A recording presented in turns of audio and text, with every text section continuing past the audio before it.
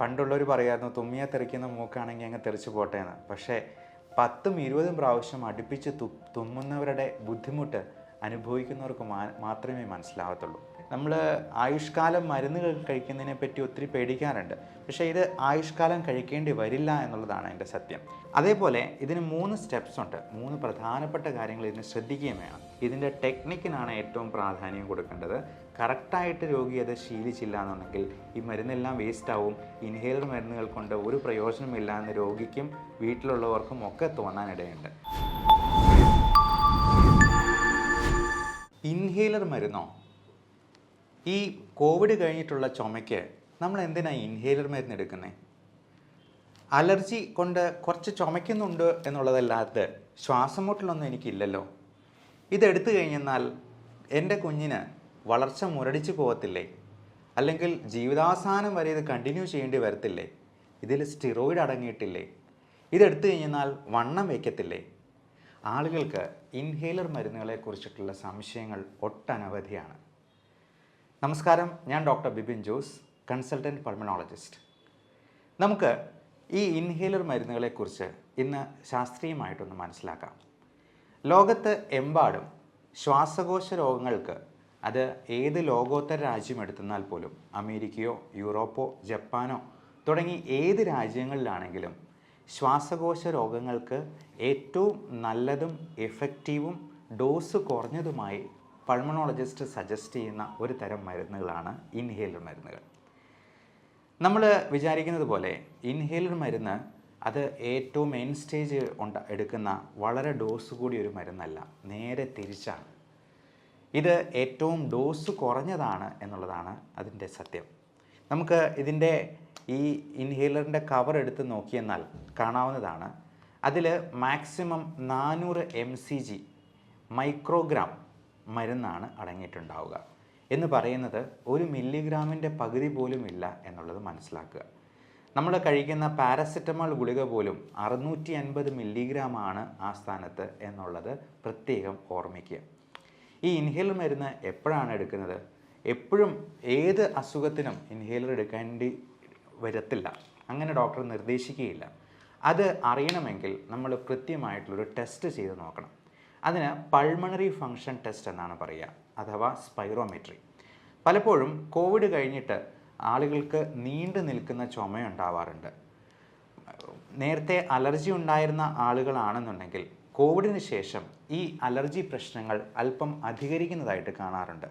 പ്രത്യേകിച്ചും സ്ത്രീകൾക്കൊക്കെ മൂത്രം അറിയാതെ പോകുന്നത് പോലുള്ള ചുമയാണ്. അല്ലെങ്കിൽ തുമ്മലുള്ളവർക്കാണെങ്കിൽ തല പറഞ്ഞു പോകുന്നത് പോലത്തെ തുമ്മലാണെന്ന് പലരും പറയാറുണ്ട്. പണ്ടുള്ളവർ പറയായിരുന്നു തുമ്മിയാൽ തെറിക്കുന്ന മൂക്കാണെങ്കിൽ അങ്ങ് തെറിച്ച് പോട്ടെ എന്ന്. പക്ഷേ 10ഉം 20ഉം പ്രാവശ്യം അടുപ്പിച്ച് തുമ്മുന്നവരുടെ ബുദ്ധിമുട്ട് അനുഭവിക്കുന്നവർക്ക് മാത്രമേ മനസ്സിലാവത്തുള്ളൂ. അപ്പോൾ ഇങ്ങനെയുള്ളപ്പോൾ എന്തുകൊണ്ടാണ് ഈ തുമ്മൽ അല്ലെങ്കിൽ ചുമ ഇങ്ങനെയുള്ള പ്രശ്നങ്ങൾ ഉണ്ടാവുന്നത് എന്നുള്ളത് നോക്കി.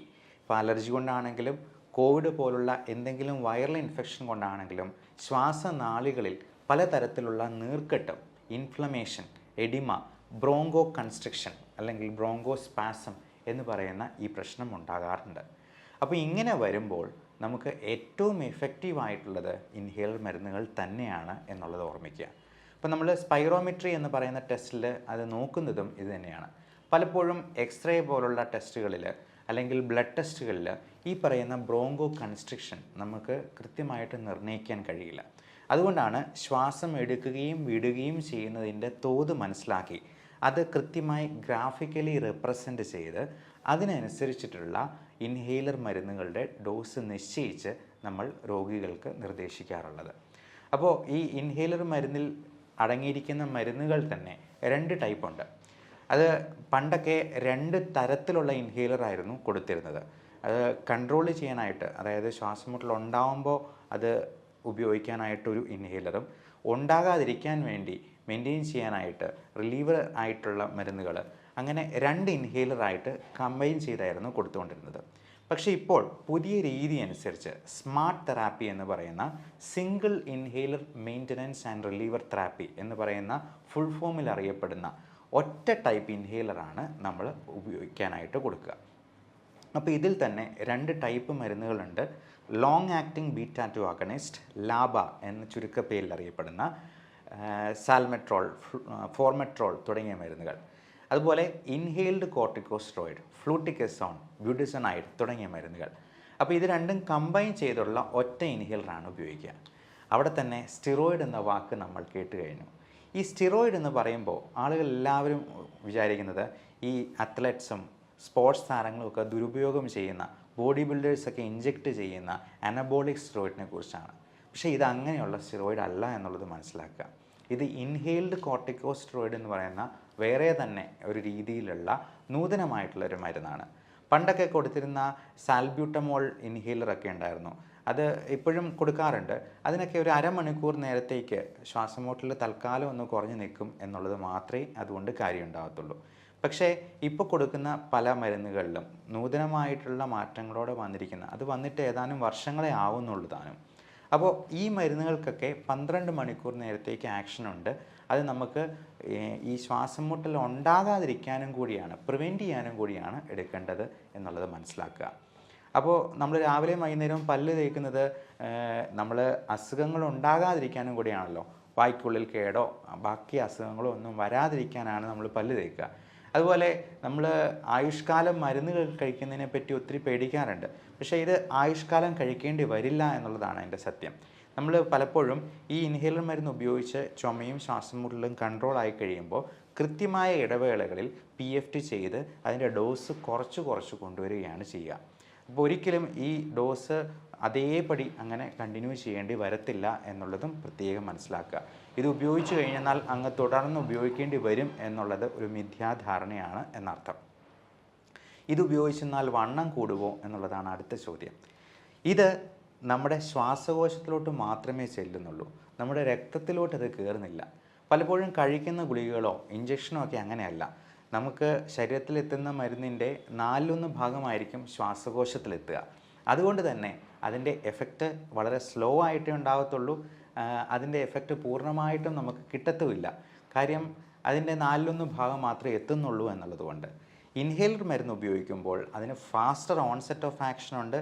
അതോടൊപ്പം നമുക്ക് അത് നേരെ ശ്വാസകോശത്തിൽ എത്തുന്നു എന്നുള്ളത് കൊണ്ട് അത് വേസ്റ്റേജ് അതിനകത്ത് അത്രയും കുറയ്ക്കാനും പറ്റും, ഡോസേജ് അത്രയും നമുക്ക് കുറവ് മതി എന്നുള്ളതാണ് അതിൻ്റെ അഡ്വാൻറ്റേജ്.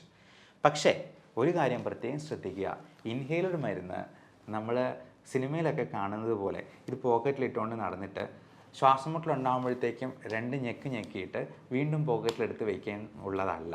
അങ്ങനെ എടുത്തെന്നാൽ 90% മരുന്നും വായ്ക്കകത്ത് കിടന്ന് വേസ്റ്റായി പോകത്തേ ഉള്ളൂ എന്നുള്ളത് സാരം. ഇത് ഇൻഹേലർ ഈ തരത്തിലുള്ള മരുന്നുകളാണെന്നുണ്ടെങ്കിൽ നമ്മൾ ഈ സ്പ്രേ ഉപയോഗിക്കുമ്പോഴത്തേക്കും ഇതിൻ്റെ കൂടെ സ്പേസർ എന്ന് പറയുന്ന ഇങ്ങനെയൊരു മെഷീനും കൂടി ഉപയോഗിക്കണം. അത് പലതരത്തിലുള്ള സ്പേസേഴ്സ് അവൈലബിൾ ആണ്. മിനി സ്പേസർ, പല കമ്പനികൾ ഇറക്കുന്ന സ്പേസേഴ്സ് ഉണ്ട്. അപ്പോൾ ഈ സ്പേസറിൽ ഏറ്റവും അനുയോജ്യമായിട്ടുള്ളത് ഓരോരുത്തരുടെയും രീതി അനുസരിച്ചാണ് നമ്മൾ തിരഞ്ഞെടുക്കുക. ഒത്തിരി പ്രായമുള്ള ആളുകൾക്ക് ഇത് വലിക്കാൻ പോലും പറ്റാതെ വരും. അതുപോലെ തീരെ ചെറിയ 2 വയസ്സിൽ താഴെയുള്ള കൊച്ചു കുട്ടികൾക്ക് പോലും ഇൻഹേലർ കൊടുക്കേണ്ടി വരാറുണ്ട്. അവർക്ക് നമ്മൾ ബേബി മാസ്ക് വെച്ചാണ് കൊടുക്കുക. അപ്പോൾ ബേബി മാസ്ക് ഇതിൻ്റെ അറ്റത്ത് വെച്ചതിന് ശേഷം നമ്മൾ ഇതിനുള്ളിൽ വെച്ചാണ് നമ്മൾ സ്പ്രേ ചെയ്യുക. ഇത് നല്ലപോലെ കുലുക്കിയതിന് ശേഷം ഇത് ഇതിൻ്റെ ഉള്ളിലേക്ക് വെച്ച് ഒറ്റ സ്പ്രേ അടിക്കുക. എന്നിട്ട് ഈ മൗത്ത് പീസ് നമ്മൾ വായിൽ വെച്ചിട്ട് വലിക്കുകയാണ് ചെയ്യുക. ഇതിനുള്ളിൽ ഒരു വാൽവ് ഉണ്ട്, നിങ്ങൾക്ക് ശ്രദ്ധിച്ചെന്നാൽ അറിയാം. ഈ വാൽവ് നമ്മൾ ഉള്ളിലോട്ട് വലിക്കുമ്പോൾ മാത്രമേ തുറന്നു വരത്തുള്ളൂ. അതേസമയം നമ്മൾ ഉള്ളിലോട്ട് ഊതിക്കഴിഞ്ഞെന്നാൽ ഇത് അടയുകയും ചെയ്യും. അപ്പോൾ ഈ സ്പേസർ 1 മിനിറ്റ് നേരത്തേക്ക് ഈ ചേമ്പറിനുള്ളിൽ മരുന്ന് ഗ്യാസായിട്ട് സ്റ്റോർ ചെയ്യുന്നത് കൊണ്ട് ആ 1 മിനിറ്റ് സാവകാശത്തിൽ നമുക്ക് പതിയെ അത് വലിച്ചെടുത്താൽ മതിയാവും. ഇങ്ങനെ എടുത്തെന്നാൽ മാത്രമേ ശ്വാസകോശത്തിലോട്ട് അത് പൂർണ്ണമായിട്ടും എത്തുകയുള്ളൂ. അതേപോലെ ഇതിന് 3 സ്റ്റെപ്സ് ഉണ്ട്. 3 പ്രധാനപ്പെട്ട കാര്യങ്ങൾ ഇതിന് ശ്രദ്ധിക്കുകയും വേണം. ഒന്ന്, ശ്വാസം മുഴുവൻ വെളിയിലോട്ട് ഊതി കളഞ്ഞിട്ട് വേണം നമ്മളിത് വലിക്കാനായിട്ട്. ഫസ്റ്റ് വലി തന്നെ നല്ല ശക്തിയിലും നീട്ടിയും വലിക്കണം എന്നുള്ള കാര്യം പ്രത്യേകം ഓർക്കുക. അങ്ങനെ ഫുള്ള് വലിച്ച് പിടിച്ചതിന് ശേഷം ഒരു 10 സെക്കൻഡെങ്കിലും നമ്മൾ മനസ്സിലോ കയ്യിലോ എണ്ണുക. അത്രയും സമയമെങ്കിലും പിടിച്ച് നിർത്തിയെന്നാൽ മാത്രമേ ശ്വാസകോശത്തിൽ അതിനുള്ള എഫക്റ്റ് കിട്ടത്തുള്ളൂ. അതിനുശേഷം മാത്രം പുറത്തേക്ക് വിടാനായിട്ട് നോക്കുക. അപ്പോൾ 10-20 സെക്കൻഡോ പിടിച്ച് നിർത്തുവാണെങ്കിൽ അത്രയും നല്ലത്. ഇനി പലർക്കും ഈ സ്പേസർ എന്ന് പറയുന്ന വലിയ സാധനമൊക്കെ കൊണ്ടുപോകാനൊക്കെ ഭയങ്കര മടിയും നാണവും ഒക്കെയാണ്. പ്രത്യേകിച്ചും ടീനേജ് പ്രായത്തിലുള്ള കുട്ടികൾക്കൊക്കെ. പക്ഷേ പോസ്റ്റ് കോവിഡ് ആയിട്ടുള്ള ബ്രോങ്കോയിറ്റിസ് ഫൈബ്രോസിസ് പോലുള്ള പ്രശ്നങ്ങളിൽ ലോകമെമ്പാടും ഇപ്പോൾ ഇൻഹേലറാണ് ഏറ്റവും സേഫായിട്ടും അഡ്വൈസബിളായിട്ടും ഡോക്ടേഴ്സിന് പ്രോട്ടോക്കോൾ പ്രകാരം പ്രിസ്ക്രൈബ് ചെയ്യാനുള്ളത്. അപ്പോൾ അങ്ങനെ വരുമ്പോൾ ഈ സ്പേസർ ഉപയോഗിക്കാനായിട്ട് യാതൊരു ദുരഭിമാനവും വിചാരിക്കേണ്ട. നമ്മുടെ അസുഖം കുറഞ്ഞു കഴിയുമ്പോഴത്തേക്കും തീർച്ചയായിട്ടും നമുക്കത് നിർത്താനും പറ്റും. ഇനി സ്പേസർ ഉപയോഗിക്കാൻ തീരെ മടിയാണെന്നുണ്ടെങ്കിൽ ഇപ്പോൾ പുതിയ തരത്തിലുള്ള സിങ്ക്രോ ബ്രീത്ത് എന്ന് പറയുന്ന പുതിയ മെഷീൻസ് വരുന്നുണ്ട്. അത് ബ്രെത്ത് ആക്ച്വേറ്റഡ് ഇൻഹേലറാണ്. അതായത് നമ്മൾ വലിച്ചു തുടങ്ങുമ്പോൾ തന്നെ ഇതിനകത്ത് സ്പ്രേ ചെയ്യുകയോ ഒന്നും വേണ്ട, നേരെ തന്നെ ഉള്ളിലോട്ട് മരുന്ന് വരുന്ന രീതിയിലുള്ള സിങ്ക്രോ ബ്രീത്ത് ടൈപ്പുള്ള മെഷീനാണിത്. അപ്പോൾ ഇതിന് ഈ ഹാൻഡ് മൗത്ത് കോർഡിനേഷൻ ആവശ്യമില്ല എന്നർത്ഥം. നമ്മൾ അടിക്കുമ്പോൾ തന്നെ ഉടനെ തന്നെ വലിക്കണം എന്നുള്ള സാങ്കേതികത്വം അതിനകത്ത് കൂടുതൽ കോംപ്ലിക്കേഷൻസ് ഉണ്ടാക്കുന്നില്ല എന്നുള്ളത് കൊണ്ട് ചെറുപ്പക്കാർക്ക് ഇങ്ങനെയുള്ള ഇൻഹേലറും നമുക്ക് കൊടുക്കാവുന്നതാണ്. ഇനി ഇതിനേക്കാൾ പോർട്ടബിൾ ആയിട്ടുള്ള ഗുളികയിട്ട് വലിക്കാവുന്ന ടൈപ്പ് മരുന്നുകളുണ്ട്. അപ്പോൾ ഈ ഗുളിക നമ്മൾ ഇതുപോലുള്ള മെഷീൻസിൽ ഇട്ടിട്ടാണ് ഉപയോഗിക്കുക. അപ്പോൾ ഇത് തന്നെ പല ടൈപ്പ് മെഷീൻസ് ഉണ്ട്. റോട്ട ഹെയിലർ, റെവലൈസർ അല്ലെങ്കിൽ ലൂപ്പി ഹെയിലർ എന്നൊക്കെ പറഞ്ഞ് പലതരത്തിലുള്ള മെഷീൻസ് ഉണ്ട്. അപ്പോൾ എല്ലാ മെഷീൻസിനും ഏകദേശം ഒരേ എഫിക്കസി ആണ് എന്നുള്ളത് കൊണ്ട് ഇതിൻ്റെ ടെക്നിക്കിനാണ് ഏറ്റവും പ്രാധാന്യം കൊടുക്കേണ്ടത്. കറക്റ്റായിട്ട് രോഗി അത് ശീലിച്ചില്ല എന്നുണ്ടെങ്കിൽ ഈ മരുന്നെല്ലാം വേസ്റ്റ് ആവും. ഇൻഹേലർ മരുന്നുകൾ കൊണ്ട് ഒരു പ്രയോജനമില്ല എന്ന് രോഗിക്കും വീട്ടിലുള്ളവർക്കും ഒക്കെ തോന്നാനിടയുണ്ട്. അതുകൊണ്ട് കൃത്യമായി ഒരു സ്പെഷ്യലിസ്റ്റിൻ്റെ സഹായത്തോടു കൂടി PFT ടെസ്റ്റ് ചെയ്ത് നമ്മുടെ ലങ് ഫങ്ഷൻ അസസ് ചെയ്ത് കപ്പാസിറ്റി എത്രയുണ്ടെന്ന് നോക്കി കൃത്യമായിട്ടുള്ള ഇൻഹേലർ മരുന്നുകൾ ഉപയോഗിക്കാനായിട്ട് എല്ലാവരും ശ്രദ്ധിക്കുക. അപ്പോൾ നിങ്ങളുടെ വീട്ടിൽ തന്നെ അനിയന്ത്രിതമായി ചുമയും ശ്വാസമുട്ടലും വീസിങ്ങും, ശ്വാസം എടുക്കുമ്പോൾ വിസിലടിക്കുന്ന പോലെ ശബ്ദവും, അതുപോലെ അലർജി പ്രശ്നങ്ങളുള്ളവർക്കും ഒക്കെ ഈ വീഡിയോ കൊണ്ട് ഒരുപാട് ഉപകാരം ഉണ്ടാകാൻ സാധ്യതയുണ്ട്.